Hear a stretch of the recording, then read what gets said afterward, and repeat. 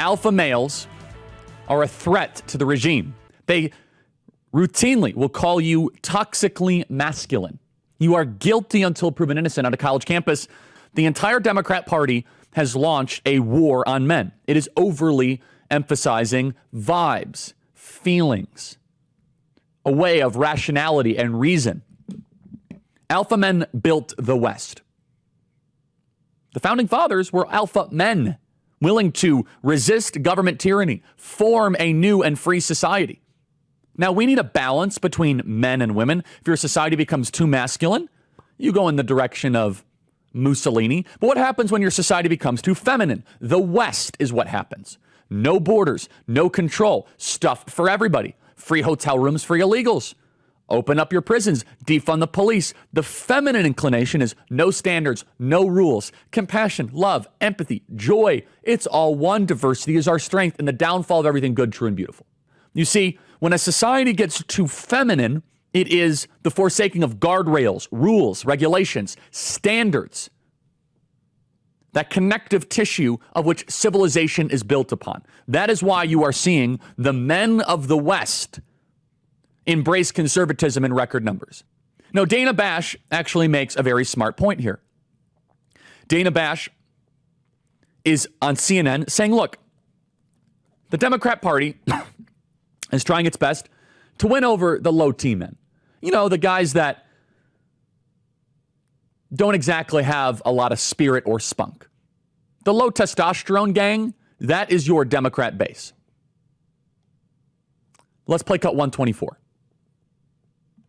But they are doing so in trying to put forward male figures, Tim Walz being one of them, Doug Emhoff last night, who can speak to men out there who might not be the sort of testosterone-laden, gun-toting kind of guy who wants to listen to Hulk Hogan and the kind of players that came out at the RNC, or might want to listen to that, but also, in addition, understand that it's okay in 2024 to be a man comfortable in his own skin who supports a woman.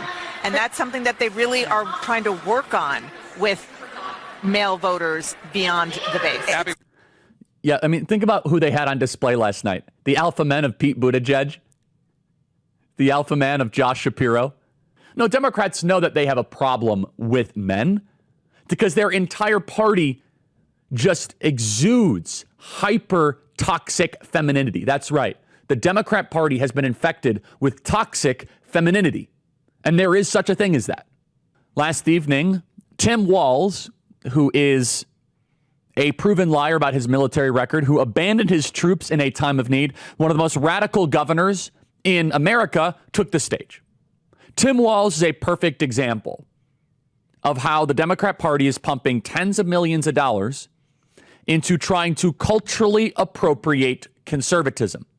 Now, cultural appropriation is a term that the left usually uses. Cultural appropriation, they'll say, is, oh, you can't wear a Native American headdress. That's cultural appropriation. You can't wear an afro. That is cultural appropriation. On Cinco de Mayo, you are not allowed to wear a sombrero hat. That is cultural appropriation. However, Democrats are perfectly fine culturally appropriating Midwestern conservatism. In my book, Right Wing Revolution, we talk in great detail about how drag is exactly what the modern Democrat Party has become. The Democrat Party puts Tim Walz up there as a folksy Midwesterner because he looks like the type of Midwestern sensible conservative that Democrats are getting slaughtered with right now. You see, Democrats, they say that they are trying to build a party to reach all voters in this country. In reality, it's for a couple states and a couple places. Tim Walz is as radical as any person that you can find in American politics. And so they bring out Tim Walz, who culturally appropriates Midwestern conservatism. And you notice he says, oh, I own a gun and I can shoot it well. I wear camo. You see, they're trying to propagandize you and convince you that because Tim Walz was a football coach and knows how to shoot a shotgun. By the way, he didn't bring a gun into combat because he betrayed and lied his fellow service members in combat. Now, somehow you're supposed to support him, that you're supposed to support Tim Walz because they have the Harris Walz camo hat. They think you'll let your country be destroyed as long as the means of destruction wears camo and served in the National Guard. They think you will now vote for the Democrat Party because they pick a white Midwestern governor who wears a camo hat. This goes to show that they are losing so significantly in the rural parts of these states, so significantly with decent people, and they are losing the male vote in record ways. Here is Tim Walz saying, I know guns, I'm a veteran, I'm a hunter, and I was a better shot than most Republicans in Congress, and I've got the trophies to prove it. Play cut 126. I know guns, I'm a veteran, I'm a hunter, and I was a better shot than most Republicans in Congress, and I got the trophies to prove it. See, I'll be honest, I don't believe him when he says that. I just don't.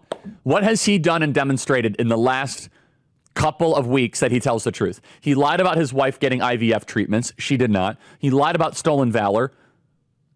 And by the way, it's so interesting. Was the audience cheering about the fact that he had guns? No. They were cheering about Tim Walz effectively culturally appropriating Midwestern conservatism. You see, Democrats, they want political power a lot more than we do. And that's probably a good thing. We don't worship political power like they do. So they say with Tim Walz, they're willing to stomach somebody who outwardly contradicts their stated positions if it means that they can get to political power. We as Republicans, we don't put up with that anymore.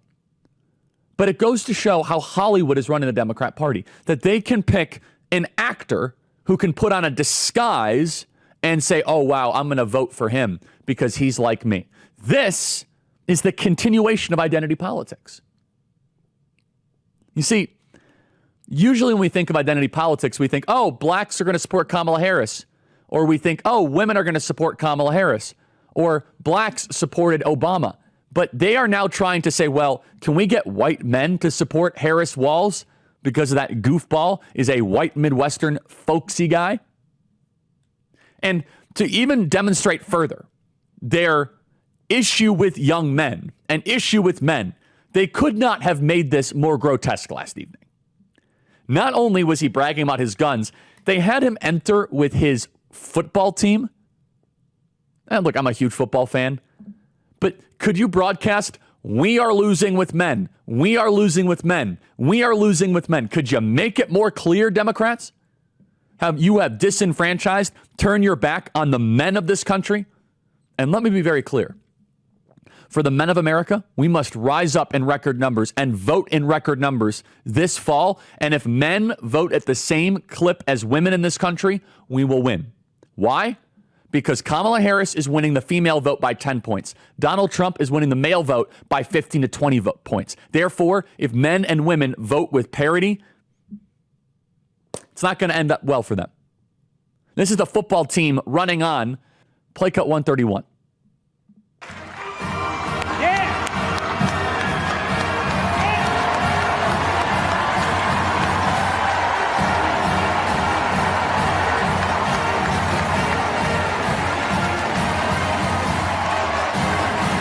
Okay, so is it me or is that the Navy fight song? Maybe I'm wrong. Maybe my Shazam in my head is off, but I highly doubt that was his high school team's fight song. Maybe it was. Just more cultural appropriation then. Anyway, so that's a side note. Did you notice that there were no members of his guard unit there and that Tim Walz did not lean into his military service? Because we have successfully flushed out that he is a fraud when it comes to his military service. So now they're going back to his older part of his biography. How do we win over men? Well, you make it seem like you are Mike Ditka. Make it seem like you're giving that pump-up speech to the 85 Bears. Thinking that Tim Walz is going to win over men is exactly what women running a convention would do. Women think that they know what men want. Men think they know what women want. It is very clear that a group of women are organizing the DNC. Where they get around, they say, well, what if we have them storm the sports ball people come up on stage? And that is the United States Armed Force Medley. Thank you. I wasn't too far off.